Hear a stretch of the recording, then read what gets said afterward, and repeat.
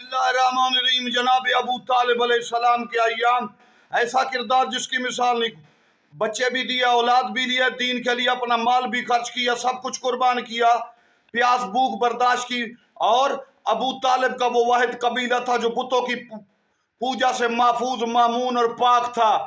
تمام بتوں والے جو بغض رکھتے تھے، پھر ان کے بیٹے نے، جو ابو طالب کے بیٹے نے بت توڑے، بت والوں نے جھوٹ بول کے وہ الزام جو ان میں تھا ابو طالب پہ لگا دیا۔ خود بت پرست تھے، کہا ابو طالب ایمان نہیں رکھتے تھے، حالانکہ ہر قبیلے کا بت تھا۔ ابو طالب تو بتوں کو توڑنے والے کا باپ، بتوں سے نفرت کرنے والا تھا۔